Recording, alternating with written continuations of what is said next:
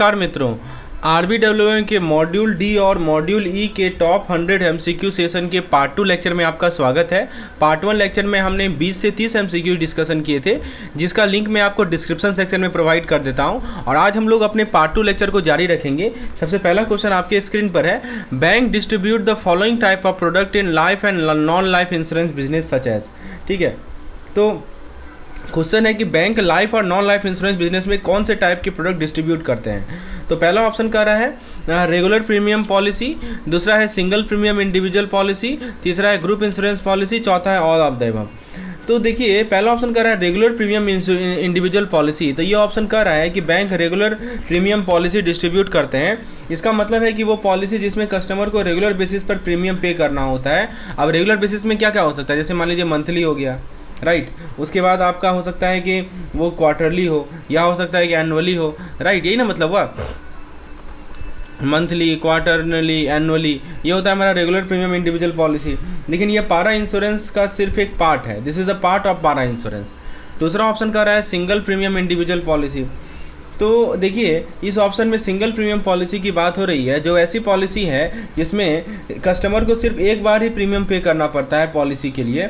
यह भी बैंक के थ्रू ही डिस्ट्रीब्यूट की जाती है, लेकिन यह भी कंप्लीट आंसर नहीं है। सिंगल प्रीमियम में क्या होता है कि जो कस्टमर है उनको एक बार ही प्रीमियम, वन टाइम प्रीमियम, ठीक है, वन टाइम प्रीमियम पे करना होता है। और ये मंथली, जैसे रेगुलर में बताया मंथली वाला होता है। एक होता है ग्रुप इंश्योरेंस।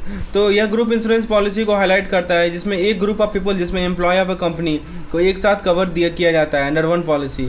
तो ग्रुप पॉलिसी भी बैंक के थ्रू डिस्ट्रीब्यूट की जाती है, क्योंकि यहाँ लिखा है ना बैंक डिस्ट्रीब्यूट, राइट। तो इसका सही जवाब है ऑल ऑफ द अबव, क्योंकि देखिए बैंक लाइफ और non life insurance business in सभी के तरह की पॉलिसी डिस्ट्रीब्यूट करते हैं। तो एक बार समराइज कर लें की फैक्ट को। तो हमने देखा कि इंश्योरेंस पॉलिसी कौन कौन से बैंक डिस्ट्रीब्यूट करते हैं, चाहे वो रेगुलर प्रीमियम हो या सिंगल प्रीमियम हो या ग्रुप इंश्योरेंस हो। तो करेक्ट ऑप्शन क्या है, ऑप्शन नंबर डी। चलिए अगले सवाल की ओर बढ़ते हैं आगे।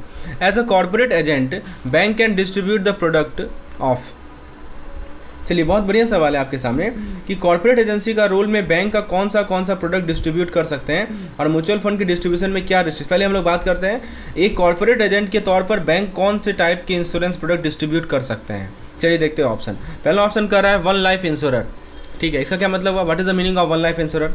देखिए, बैंक सिर्फ एक लाइफ इंश्योरेंस कंपनी का प्रोडक्ट डिस्ट्रीब्यूट कर सकते हैं। अब देखिए, लाइफ इंश्योरेंस एक ऑप्शन है, लेकिन यहाँ और भी प्रोडक्ट डिस्ट्रीब्यूट करने की फ्लेक्सिबिलिटी है। फिर दूसरा ऑप्शन कर रहा है वन नॉन लाइफ इंश्योरर। तो नॉन लाइफ का मतलब क्या हो गया, जनरल इंश्योरर। तो ये ऑप्शन बोलता है कि बैंक एक नॉन लाइफ या जनरल इंश्योरेंस कंपनी का प्रोडक्ट भी डिस्ट्रीब्यूट कर सकते हैं, लेकिन सिर्फ नॉन लाइफ प्रोडक्ट तक ये लिमिटेड नहीं है, राइट। नॉन लाइफ प्रोडक्ट तक ये लिमिटेड नहीं है। तो वन नॉन लाइफ इंश्योरर जो कह रहा है कि बैंक एक नॉन लाइफ या जनरल इंश्योरेंस कंपनी का प्रोडक्ट भी डिस्ट्रीब्यूट कर सकते हैं, लेकिन ऐसा तो लिमिटेड नहीं है कि नॉन लाइफ ही करे खासकर। फिर ऑप्शन सी कर रहा है stand alone health insurance company. यह option stand alone health insurance company के प्रोडक्ट को कवर करता है, जो health insurance specific services provide करते हैं। कॉर्पोरेट एजेंट के तौर पर बैंक इनका डिस्ट्रीब्यूशन भी कर सकते हैं। और ऑप्शन डी क्या कर रहा है, ये देखते हैं। ऑप्शन डी कह रहा है शायद ऑल ऑफ द अबव। देखिए, ये सबसे परफेक्ट आंसर है, जो कि कह रहा है कि बैंक चाहे लाइफ इंश्योरेंस या नॉन लाइफ इंश्योरेंस या stand alone health insurance company के प्रोडक्ट तीनों डिस्ट्रीब्यूट कर सकते हैं। तो कॉर्पोरेट एजेंसी में बैंक के पास ये तीनों प्रोडक्ट टाइप डिस्ट्रीब्यूट करने का अथॉरिटी होता है। तो करेक्ट आंसर क्या है, option number D, that is all of the above. ठीक है, ये क्लियर हो गया आपको। चलिए अगले सवाल की ओर आगे बढ़ते हैं। अगला सवाल आपके स्क्रीन पर है। तो सवाल है कि बैंक कॉर्पोरेट एजेंट के तौर पर मैक्सिमम कितने म्यूचुअल फंड डिस्ट्रीब्यूट कर सकते हैं। The maximum number of mutual fund that can be distributed by bank as a corporate agent is. Option A कह रहा है एक, यानी कि बैंक सिर्फ एक म्यूचुअल फंड डिस्ट्रीब्यूट कर सकते हैं, लेकिन रूल के अकॉर्डिंगली बैंक इससे ज़्यादा डिस्ट्रीब्यूट कर सकते हैं, ये नहीं होगा। दो, क्या लगता है, ये कह रहा है कि दो म्यूचुअल फंड की लिमिट पर फोकस कर रहा है, लेकिन यह भी रिस्ट्रिक्शन एक्यूरेट नहीं है। पाँच, तो ये ऑप्शन बोलता है कि बैंक 5 म्यूचुअल फंड डिस्ट्रीब्यूट कर सकते हैं, पर एक्चुअल में बैंक इससे ज़्यादा भी म्यूचुअल फंड डिस्ट्रीब्यूट कर सकते हैं। No limit, yes correct. देखिए, बैंक के पास म्यूचुअल फंड डिस्ट्रीब्यूशन पे कोई फिक्स लिमिट नहीं है, वो मल्टीपल म्यूचुअल फंड डिस्ट्रीब्यूट कर सकते हैं जब तक वो कॉम्प्लायंस को फॉलो करते हैं। तो इस क्वेश्चन से हमने अभी जो दो क्वेश्चन डिस्कस किए उसमें हमने दो पॉइंट समझे। पहला पॉइंट हमने ये समझा कि जो हमारे कॉर्पोरेट एजेंसी होते हैं, ठीक है, तो कॉर्पोरेट एजेंसी का क्या रोल है। हमने बताया आपको कि बैंक प्रोडक्ट जो है एक लाइफ इंश्योरर, एक नॉन लाइफ इंश्योरर और एक stand alone health insurance company, सबके प्रोडक्ट को डिस्ट्रीब्यूट कर सकते हैं। दूसरा पॉइंट हमने अभी देखा म्यूचुअल फंड डिस्ट्रीब्यूशन के बारे में। मैंने आपको बताया कि बैंक में कोई लिमिट नहीं है कितना नंबर ऑफ म्यूचुअल फंड वो डिस्ट्रीब्यूट कर सकते हैं एज अ कॉर्पोरेट एजेंट। तो फ्रेंड्स ये था हमारा 2 क्वेश्चन का सेट जो कि अभी मैंने आपको समझाया है।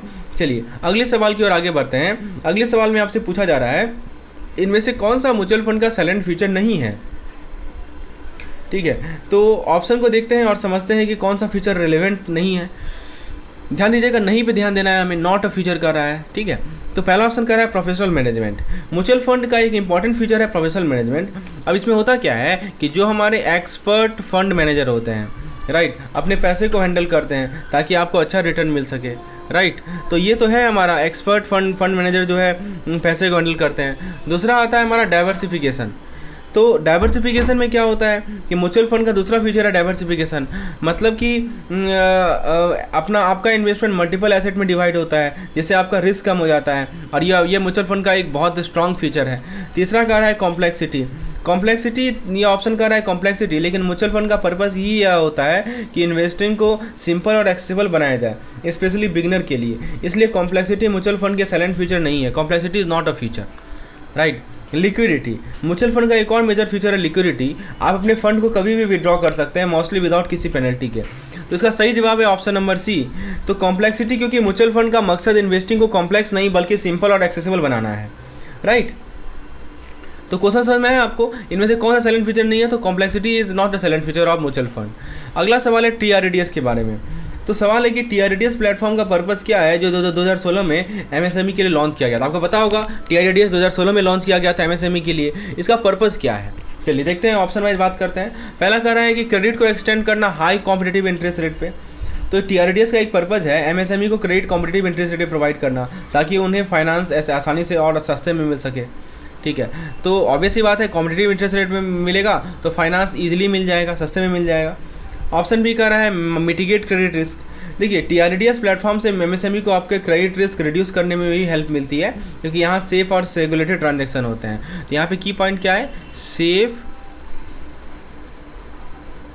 Regulated transaction. ठीक है, क्योंकि सेफ और रेगुलेटेड ट्रांजेक्शन होते हैं तो क्रेडिट रिस्क को मिटिगेट कर सकते हैं आप, कॉम्पिटिटिव इंटरेस्ट रेट पे क्रेडिट एक्सटेंड कर सकते हैं। फिर ऑप्शन सी कर रहा है discount rate receivable of MSME। क्या मतलब हुआ कि TRDS का मेन रोल है MSME का जो ट्रेड रिसीवेबल है, मेन रोल तो यही है कि उसे डिस्काउंट करना। मतलब MSME अपने पेंडिंग इनवॉइस को जल्दी कैश में कन्वर्ट कर सकते हैं। तो जो भी इनका पेंडिंग इनवॉइस है, ठीक है, उसको क्या कर सकते हैं? कैश में तुरंत कन्वर्ट कर सकते हैं। ये सबसे बड़ा रोल है MSME का। ऑल ऑफ द बिल्कुल सही बात है, क्योंकि TRDS प्लेटफॉर्म MSME को ये तीनों बेनिफिट प्रोवाइड करता है। कॉम्पिटिटिव इंटरेस्ट रेट प्रोवाइड करेगा, क्रेडिट रिस्क को मिटिगेट करेगा, कम करेगा, और ट्रेड रिसीवेबल डिस्काउंटिंग प्रोवाइड करेगा। तो अभी जो हमने 2 क्वेश्चन देखे उसके एक बार की पॉइंट को समराइज कर लेते हैं। पहले मैंने आपको म्यूचुअल फंड के बारे में बताया कि म्यूचुअल फंड में प्रोफेशनल मैनेजमेंट, डाइवर्सिफिकेशन और लिक्विडिटी, कॉम्प्लेक्सिटी नहीं आता है। ये सब के सब इसके फीचर्स हैं। और दूसरे में हमने TRDS के फीचर को देखे। तो TRDS प्लेटफॉर्म का क्या बेनिफिट होता है? सबसे पहले ये हमें कॉम्पिटिटिव इंटरेस्ट रेट प्रोवाइड करेगा। दूसरा, नेक्स्ट क्वेश्चन में हम लोग हाउसिंग लोन स्कीम के कुछ इंपॉर्टेंट एस्पेक्ट को देखेंगे कि कौन कौन से condition housing loan amount decide करते हैं। और चलिए देखते हैं। क्वेश्चन है कि शायद let me move to the next slide. Yeah so here it is. Question है to consider the loan amount under housing loan scheme which of the following statement is are true. यानी कि housing loan scheme के अंदर loan amount decide करने के लिए कौन कौन सा कंडीशन सही है। आइए ऑप्शन को एक एक करके देखते हैं। पहला ऑप्शन कह रहा है the property is jointly held with the spouse and spouse is co borrower. यानी ये कह रहा है कि अगर प्रॉपर्टी जॉइंट है और स्पाउस को बोरोवर है तो यह कंडीशन ट्रू मानी जाती है। इससे बैंक को लोन रिपेमेंट में एडिशनल सपोर्ट मिलता है, राइट। तो property is jointly held with the spouse and spouse is co borrower. फिर दूसरा कह रहा है कि the property is held in a single name and the spouse stands as a guarantor. तो अगर प्रॉपर्टी सिर्फ बोरोवर के नाम पे है लेकिन स्पाउस गारंटर है तो भी यह हाउसिंग लोन के लिए कंसीडर किया जा सकता है, क्योंकि ये स्पाउस एडिशनल सिक्योरिटी प्रोवाइड करता है, राइट। फिर थर्ड कह रहा है कि द बोरोवर सन्स और daughter who has a steady income the salary is routed through bank account and join as a co borrower. यहाँ कहा गया है कि अगर बोरोवर का बेटा या बेटी जो स्टडी इनकम कमा रहा है और बैंक अकाउंट में सैलरी रिसीव कर रहा है और को बोरोवर बन जाता है तो यह भी कंडीशन वैलिड है। और ऑप्शन 4 कह रहा है कि एक्सपेक्टेड रेंटल लेस टैक्सेस सीज cess etcetera in the case house flat being purchase is propose to be rented. यानी कह रहा है कि अगर ये प्रॉपर्टी रेंट पर देने के लिए प्लान है तो जो रेंटल इनकम आएगा वो लोन अमाउंट डिसाइड करते वक्त कंसिडर किया जा सकता है after deducting tax and cess. और ऑप्शन 4 कह रहा है regular income from all sources can be considered to arrive at total eligible loan amount. यानी इस ऑप्शन में कह रहा है कि अगर एप्लीकेशन के पास और भी इनकम सोर्स हैं तो सबको टोटल लोन एलिजिबिलिटी में काउंट किया जाए। तो देखिए इसमें ऑप्शन है all of the above, B है, सी है, तो सही जवाब है ऑल ऑफ द अबव। ठीक है, तो इन सभी चीज़ को आप कंसिडर कर सकते हैं while giving housing loan scheme, under the housing loan scheme. ठीक है, अगला सवाल है, बहुत अच्छा सवाल है, इसको समझते हैं। मिस्टर सतीश ने की केस को दिखाया गया है, जो कि एक सीनियर गेजेटेड ऑफिसर है और हैदराबाद में घर खरीदने के लिए इन प्रिंसिपल सैंक्शन चाहता है। यहाँ लिखा है कि उसके पास 20 साल बचा है जॉब का, और वो ट्रांसफ़र हुआ हैदराबाद में। वो एक ब्रांच में गया और रिक्वेस्ट किया कि उसे अच्छा हाउस, घर मिले, अपार्टमेंट मिले हैदराबाद में इमीडिएट परचेस में, और उसको इन प्रिंसिपल सैंक्शन चाहिए। तो क्वेश्चन यह है कि क्या बैंक ऐसे रिक्वेस्ट को एक्सेप्ट करेगा, और अगर हाँ तो अप्रूवल कितने टाइम के लिए वैलिड होगा। ठीक है, ये सवाल है। तो पहले ऑप्शन देखते हैं कि no the bank can not exceed to such request. तो ये ऑप्शन बोलता है कि बैंक ऐसे रिक्वेस्ट को एक्सेप्ट नहीं करेगा, लेकिन ऐसे केसेस में बैंक अप्रूवल दे सकता है, इसलिए ये ऑप्शन सही नहीं है। ऑप्शन कह रहा है yes it is valid for 1 month. यहाँ अप्रूवल सिर्फ 1 महीने के लिए वैलिड है, पर ऐसे केस में जनरली थोड़ा ज़्यादा टाइम दिया जाता है, ये भी नहीं होगा। 3 मंथ, ठीक है, यहाँ ये देखिए yes it is valid for 3 month, ये ऑप्शन करेक्ट है, क्योंकि ऐसे केस में बैंक का इन प्रिंसिपल अप्रूवल 3 मंथ तक वैलिड होता है। इस टाइम में एप्लीकेंट को सुटेबल प्रॉपर्टी फाइनलाइज करने का मौका मिलता है, राइट। तो 3 मंथ सही जवाब है। 6 मंथ की बात करें तो 6 मंथ के ड्यूरेशन यहाँ वैलिड नहीं होगा, क्योंकि ये ऑप्शन भी गलत है। तो यहाँ पे हम लोगों ने 2 क्वेश्चन देखे अभी तक, दोनों क्वेश्चन के की पॉइंट को समराइज कर लेते हैं। पहला मैंने आपको ये बताया कि हाउसिंग लोन कंसिडरेशन में कुछ मल्टीपल फैक्टर्स होते हैं, जैसे जॉइंट ऑनरशिप है, उसके बाद गारंटर का सपोर्ट है, उसके बाद को borrower with income, rental income potential, overall regular income sources, और ये सभी चीज़ को कंसिडर किया जाता है। और दूसरा केस हमने मिस्टर सतीश का देखा, जो कि इन प्रिंसिपल सैंक्शन है प्रॉपर्टी परचेज के लिए। इस केस में मिस्टर सतीश के बैंक जो है इट्स ओके। इस केस में क्या हो रहा है कि जैसे बैंक जो है इन प्रिंसिपल, बैंक जो प्रोवाइड कर रही है वो इन प्रिंसिपल अप्रूवल है, 3 महीने के लिए वैलिड है, और ताकि प्रॉपर्टी को फाइनलाइज कर सकें। तो फ्रेंड्स, ये एक्सप्लेनेशन यदि आपको यूजफुल लगे तो चैनल को लाइक सब्सक्राइब जरूर करें। चलिए आगे बात करते हैं हम लोग अगले सवाल की ओर, जो कि ट्रू एंड फॉल्स फॉर्मेट में है। तो इसमें क्या कहा जा रहा है कि एक इम्पॉर्टेंट कॉम्प्लायंस स्टेप है हाउसिंग लोन से रिलेटेड, उसे देखते हैं। तो क्वेश्चन है कि हाउसिंग लोन के केस में अच्छा ये पहले ये देखते हैं, state whether the following statement true और false. If the house property is bought purely from investment angle expecting appreciation of value over, मतलब हाउस हम इसलिए खरीदे हैं ताकि वो इन्वेस्टमेंट पर्पज से खरीदे हैं, हम एक्सपेक्ट कर रहे हैं कि इसका वैल्यू बढ़ेगा ओवर अ पीरियड, तो लोन को रिस्की माना जाए और उसको अलग से डील किया जाए, नॉर्म्स को टाइटन किया जाए। बिल्कुल सही बात है। अगला सवाल है कि जो हमारा चार्जेज होता है, यानी कि हाउसिंग लोन के केस में सरसई पर चार्जेज रजिस्ट्रेशन कितने दिन के अंदर मैंडेटरी है जब इक्विटेबल मॉर्गेज क्रिएट होता है। तो पहला कंडीशन यहाँ समझिए, कैसा मॉर्गेज क्रिएट हो रहा है, इक्विटेबल मॉर्गेज क्रिएट हो रहा है। ठीक है, तो ये देखिए यहाँ लिखा हुआ है इक्विटेबल मॉर्गेज क्रिएट हो रहा है। तो इक्विटेबल मॉर्गेज जब क्रिएट हो रहा है तो उस केस में आपसे पूछा जा रहा है कि हाउसिंग लोन के केस में सरसई पर चार्ज रजिस्ट्रेशन कितने दिन के अंदर मैंडेटरी है। ठीक है, तो ऑप्शन नहीं कर रहा है 30 दिन, 45 दिन, 90 दिन, 4 महीना। क्या लगता है आपको? देखिए 30 दिन का ऑप्शन की बात करें तो यहाँ पहला ऑप्शन कर रहा है 30 दिन। जब भी बैंक किसी प्रॉपर्टी पे लोन प्रोवाइड करते हैं तो वो प्रॉपर्टी से चार्ज क्रिएट करना जरूरी होता है, और सरसई के रूल के हिसाब से रजिस्ट्रेशन 30 दिन के अंदर करना मैंडेटरी है, तो ऑप्शन नंबर ए सही है। 45 दिन नहीं होगा, क्योंकि रूल के अकॉर्डिंग 30 दिन के अंदर ही रजिस्ट्रेशन रिक्वायर्ड है। 90 दिन भी नहीं होगा, 4 महीना भी नहीं होगा। तो याद रखिएगा कि सरसई का रूल के हिसाब से 30 दिन के अंदर चार्ज रजिस्ट्रेशन कराना जरूरी है। तो अभी हमने जो क्वेश्चन देखा उसमें की पॉइंट क्या हमने देखा कि इक्विटेबल मॉर्गेज क्रिएशन के बाद 30 दिन के अंदर सरसई पर ऑनलाइन चार्ज रजिस्ट्रेशन कराना मैंडेटरी है, राइट। चलिए अगला सवाल देखते हैं, शायद नेक्स्ट क्वेश्चन की ओर बढ़ते हैं। देखिए बहुत बढ़िया सवाल है, आइए डिस्कस करते हैं इसको।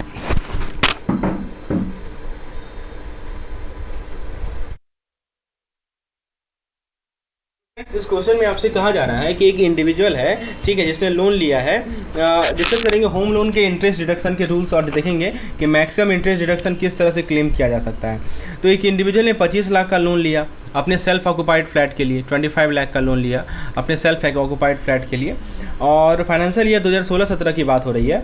उसमें 2,20,000 इंटरेस्ट पे किया। टोटल फाइनेंशियल ईयर में 2,20,000 का ब्याज बैंक, क्योंकि लोन लिया है तो बैंक को ब्याज देना होगा। टोटल कितना ब्याज पे किया? 2,20,000 का 25 लाख के लोन पे। ठीक है, अब मैक्सिमम कितना इंटरेस्ट डिडक्शन वो क्लेम कर सकता है? ये बहुत अच्छा सवाल है। How much maximum interest deduction he can claim? तो ऑप्शन ए कर रहा है 1.5 लाख।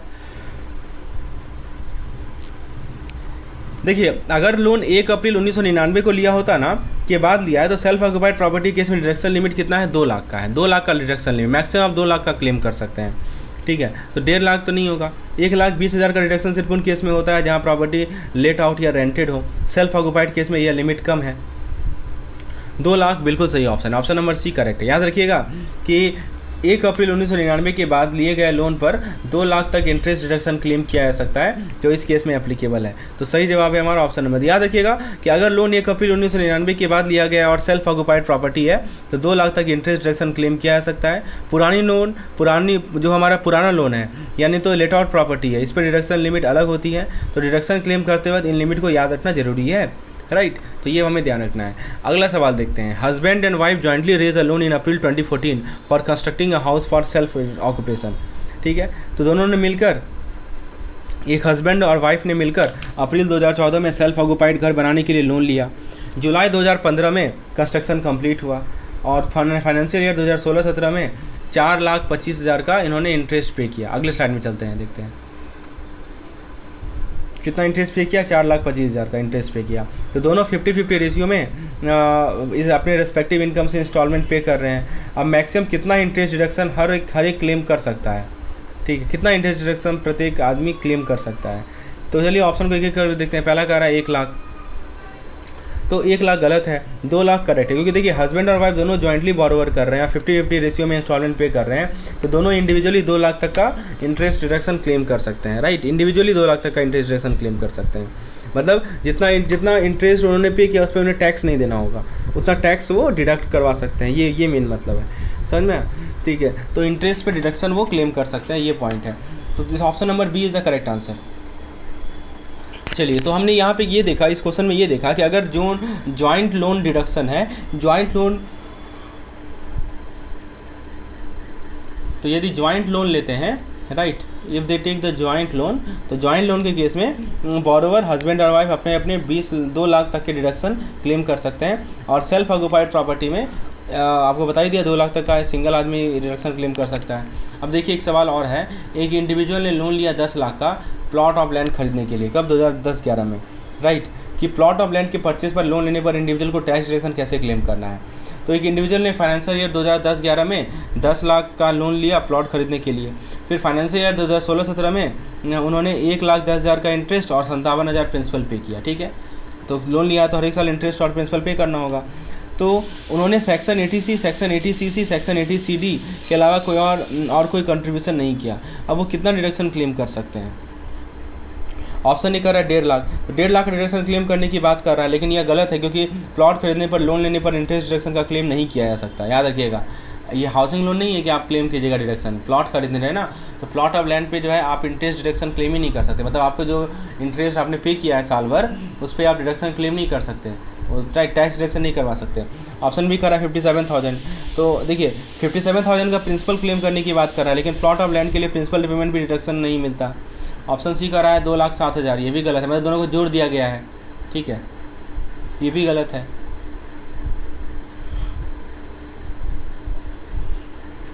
और ऑप्शन डी का रहा है नील, यस करेक्ट, नील ही सही है, क्योंकि प्लॉट ऑफ लैंड में लोन पर ना कोई इंटरेस्ट ना ही प्रिंसिपल का डिडक्शन क्लेम किया जाता है, इसलिए टोटल डिडक्शन 0 है। तो हमने क्या देखा कि अगर आपने प्लॉट खरीदने के लिए लोन लिया है तो ना तो इंटरेस्ट पर और ना ही प्रिंसिपल पर कोई टैक्स डिडक्शन क्लेम किया जा सकता है। और जो मैंने आपको 3 सेक्शन के बारे में बताया, 80C, 80CC, 80CCD, तो इसमें क्या है कि यह सेक्शन रेजिडेंशियल हाउस प्रॉपर्टी पर के लिए एप्लीकेबल है, लैंड परचेज के लिए नहीं एप्लीकेबल है, राइट। तो लैंड परचेज के लिए एप्लीकेबल नहीं है, रेजिडेंशियल हाउस प्रॉपर्टी पे एप्लीकेबल है। अगला सवाल है कि यदि आप रूल नंबर 72 को अप्लाई करेंगे, ठीक है, रूल नंबर 72 को अप्लाई करेंगे तो आपका पैसा 9 साल में डबल हो जाएगा यदि रेट ऑफ इंटरेस्ट कितना हो तो।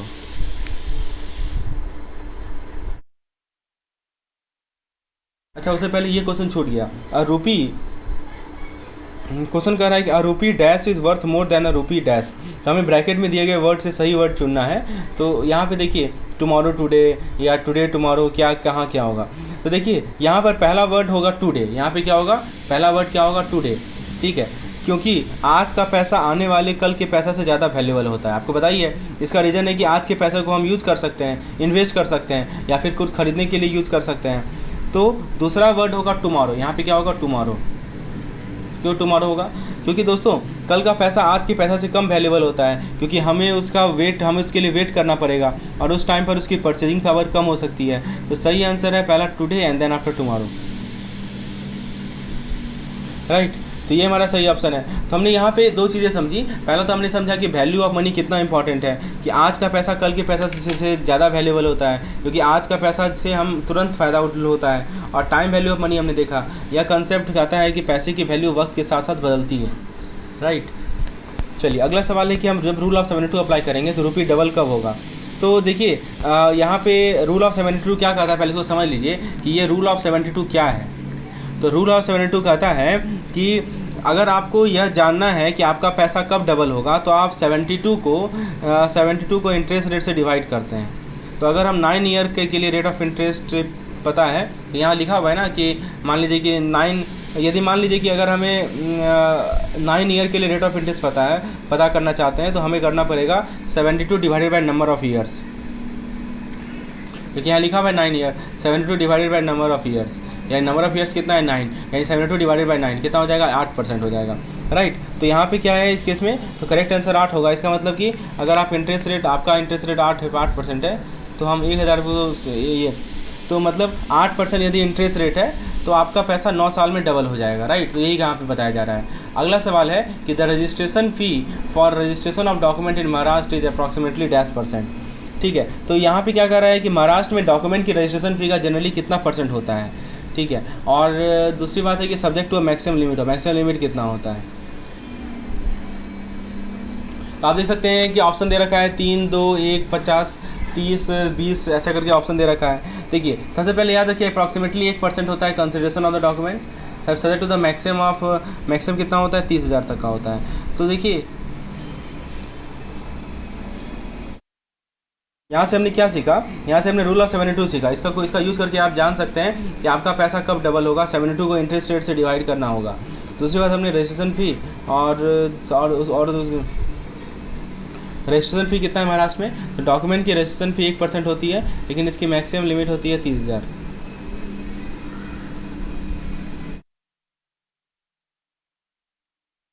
उसके बाद दोस्तों नेक्स्ट क्वेश्चन है कि interest at 15% per annum means monthly interest rate at how much. बहुत बढ़िया सवाल है। यदि हम 50% पर एनम का इंटरेस्ट रेट है एनुअली, पर एनम मतलब क्या होता है, एनम मतलब होता है एनुअली, मतलब एनुअली जो इंटरेस्ट रेट है वो 15% है, तो मंथली इंटरेस्ट रेट क्या होगा। तो जब हम एनुअल इंटरेस्ट को मंथली इंटरेस्ट में कन्वर्ट करते हैं तो हमें 15% को 12 से डिवाइड करना पड़ता है। तो इसका फॉर्मूला है, सिंपल सी बात है, इसका फॉर्मूला आप कह सकते हैं interest monthly is equal to interest annually divided by 12, right. तो यहाँ पे एनुअल इंटरेस्ट कितना है,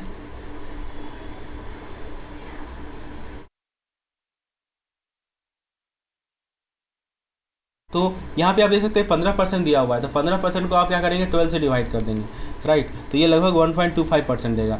यही 1.25% जो है आपका मंथली इंटरेस्ट रेट हो जाएगा। फिर अगला सवाल है कि भारत में मॉर्गेज एडवाइस प्रोफेशनल को कैरी किया जाता है बिना किसी रेगुलेशन का, क्या लगता है। इसका मतलब है कि हमें यह समझना होगा कि प्रोफेशन में कुछ रेगुलेशन है, लेकिन फिर भी कुछ लूप्सेस हैं।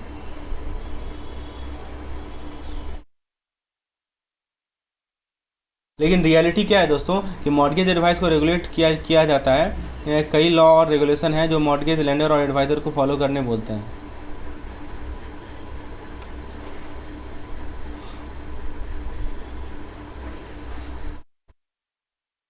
तो ये स्टेटमेंट क्या है हमारा, सही है। अब देखिए ये तो हमें समझ में आ गया। अब अगला सवाल है cost inflation index.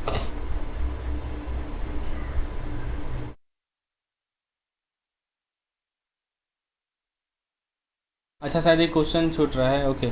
Cost inflation index क्या होता है। कॉस्ट इन्फ्लेशन इंडेक्स ये देखिए यहाँ पे भी जो है ना, आपको अगला सवाल में मिस्टर सुकुमार वाला जो सवाल, उससे भी कॉस्ट इन्फ्लेशन इंडेक्स की बात हो रही है कि मिस्टर सुकुमार ने एक घर खरीदा 2001-2 में, राइट, 3 लाख के लिए, और उसने उसको 2006-7 में बेच दिया 7 लाख के लिए, राइट। तो कैलकुलेट द कैपिटल गेन।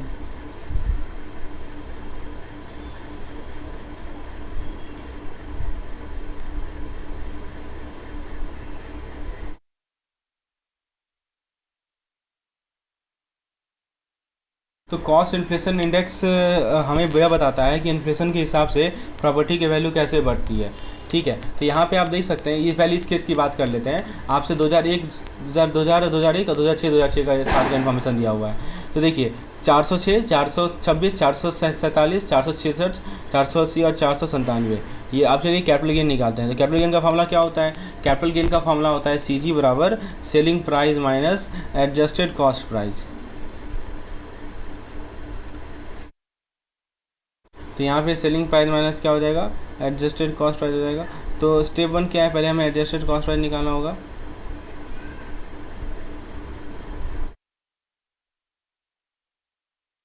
तो सबसे पहले हमें क्या निकालना होगा? एडजस्टेड कॉस्ट प्राइस निकालना पड़ेगा, राइट।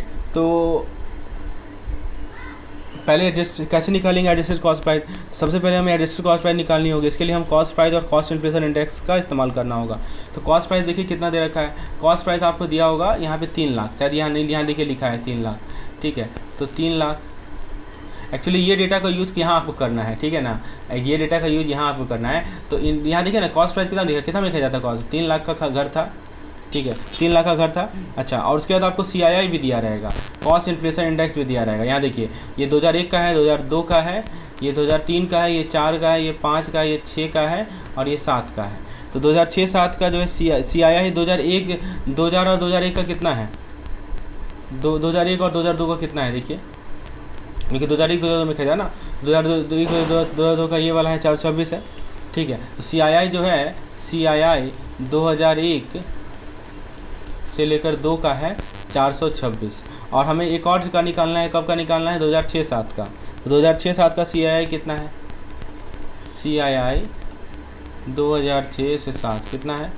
तो आप यहाँ देख सकते हैं कि ये हमारा कुछ नहीं है, राइट। तो 2006-2007 का CII कितना है? तो यहाँ पे आ जाइए, आई थिंक इट इज़ 519, सबसे लास्ट वाला है वो वही हमारा है 519। ओके, तो हमें एडजस्टेड कॉस्ट प्राइस निकालना है ना। तो एडजस्टेड CP निकालने के लिए क्या करना होगा कि जो कॉस्ट प्राइस है into CII in selling year, CII जो सेलिंग ईयर में है वो लिख दीजिए, और upon CII in purchase year उसको लिख दीजिए। तो यहाँ पे कॉस्ट प्राइस कितना है? कॉस्ट प्राइस है 3 लाख, कितना हो जाएगा? 3 1 2 1 2 3। और CII इन आपका जो CII है सेलिंग ईयर में, CII कितना है? 519, और परचेजिंग ईयर में CII कितना है? 426। तो इसको आप यदि कैलकुलेट करेंगे तो this will give you 3,67,508, right. तो ये आपका एडजस्टेड CII मिल गया, ठीक है, 367,308। इसको कैलकुलेट करके देखिए यही आएगा, ठीक है। और कैपिटल गेन निकालने के लिए क्या करना पड़ेगा? सेलिंग प्राइस में से एडजस्टेड CP माइनस करना पड़ेगा। तो एडजस्टेड CP हमें निकल गया 367,508। सेलिंग प्राइस कितना है? सेलिंग प्राइस है देखिए 7 लाख का सेलिंग प्राइस दिया हुआ है, यहाँ देखिए लिखा हुआ है ना, सेलिंग प्राइस 7 लाख है। 7 लाख में से 368,508 मल्टीप्लाई करना, माइनस करना होगा। तो आपको कितना मिलेगा? तो आपको मिलेगा 332,492। कितना मिलेगा? 332,492, राइट। तो ये इसका सही जवाब है, 332,492 है। तो समझ में आया स्टेप कैसे कैसे करना है। हमें फॉर्मूला यूज करना है कि सबसे पहले हमें देखना है कि सेलिंग ईयर कौन सा है, परचेज ईयर कौन सा है, दोनों का CII निकालना है, ठीक है। अब CII निकालने के बाद दोनों का रेशियो ले लेना है, सेलिंग अपॉन परचेज, और उसको CP से मल्टीप्लाई कर देना है। तो हमें मिल जाएगा एडजस्टेड CP मिल जाएगा, और फिर एडजस्टेड CP को SP से माइनस कर लेना है, ठीक है। तो ये हमारा सही जवाब होगा। चलिए अब अगला सवाल है कि कैपिटल गेन तो हमने निकालना सीख लिया। अब अगला सवाल है कि select the correct statement from the following. The document relating to the following transaction of immovable property are required to be compulsory registered. यानी सवाल ये है कि बहुत अच्छा सवाल है कि यहाँ पे जो डॉक्यूमेंट है तो किस केस में जो है डॉक्यूमेंट रजिस्टर कराना ज़रूरी है, जो कि हमारे इमूवेबल प्रॉपर्टी के ट्रांजैक्शन से रिलेटेड है। पहला कह रहा है गिफ्ट। तो देखिए इमूवेबल प्रॉपर्टी का गिफ्ट दिया जाना कंपलसरी है रजिस्टर करना, राइट। फिर कह रहा है lease of immovable property where period is more than 1 year. तो अगर लीज पीरियड 1 साल से ज़्यादा है तो यह भी कंपलसरी है रजिस्टर कराना। फिर कह रहा है instrument which create any right in the immovable property. अगर किसी इमूवेबल प्रॉपर्टी के राइट बन रहे हैं तो उसकी वैल्यू 100 से ज़्यादा है तो यह भी कंपलसरी है। और लास्ट कर रहा है कि तो सही ऑप्शन क्या होगा? Option number 2, all of the above. ये सब के सब सही हैं।